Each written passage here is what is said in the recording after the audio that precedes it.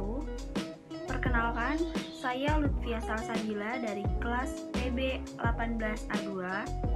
Di sini saya akan mempresentasikan tentang manajemen perubahan. Peranan manajemen perubahan. Manajemen perubahan adalah suatu upaya yang dilakukan manajemen guna melakukan perubahan berencana dengan menggunakan jasa atau bekerja sama dengan intervenis atau konsultan. Sedangkan perubahan adalah transformasi dari keadaan yang sekarang menuju keadaan yang diharapkan di masa yang akan datang, yaitu suatu keadaan yang akan lebih baik.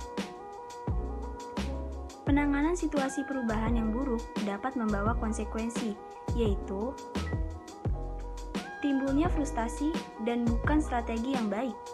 Biaya implementasi mungkin meningkat. Hilangnya manfaat yang diharapkan dari perubahan. Konsekuensi perubahan terhadap manusia dapat menjadi lebih besar.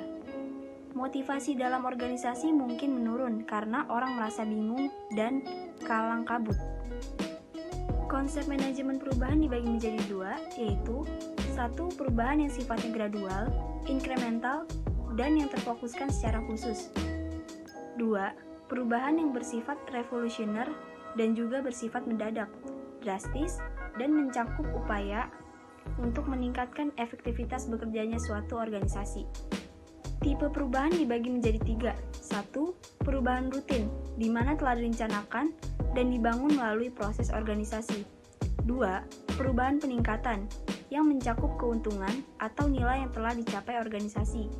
3. Perubahan inovatif, yang mencakup cara bagaimana organisasi memberikan pelayanannya. Macam-macam perubahan.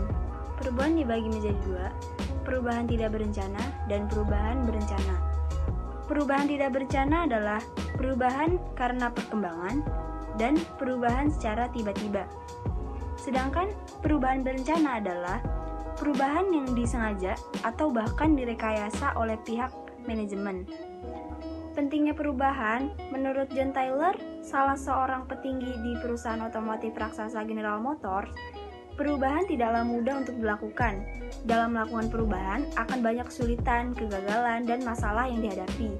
Dalam melakukan perubahan diperlukan keberanian, imajinasi, dan komitmen. Tanpa ketiga hal tersebut, perubahan akan kandas di tengah jalan sebelum berubah wujud menjadi sukses dan gemilang. Faktor pendorong perubahan. Di antara para pakar ada yang menyebut faktor pendorong perubahan ini sebagai kebutuhan akan perusahaan. Sementara itu, Robbins dan Ginbrich de Baron menyebutkan sebagai kekuatan untuk perubahan. Terminologi tersebut mengandung makna bahwa kebutuhan akan perubahan lebih bersifat faktor internal organisasi, sedangkan kekuatan untuk perubahan dapat bersumber dari faktor internal dan eksternal. Perlunya perubahan.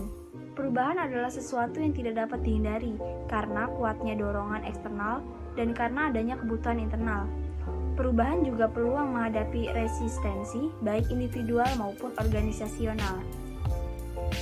Kerangka perubahan menurut Grandi dan senior mengidentifikasikan ada 3 kategori perubahan, yaitu yang satu ada smooth incremental, yang mencakup perubahan secara perlahan, sistematis, dan evolusioner. 2. Bumpy incremental, yang menyinggung periode di mana arus perubahan yang dengan tenang meningkat. 3. Discontinuous change, yang sama dengan the equilibrium model. Sekian presentasi dari saya, kurang lebihnya mohon maaf. Wassalamualaikum warahmatullahi wabarakatuh.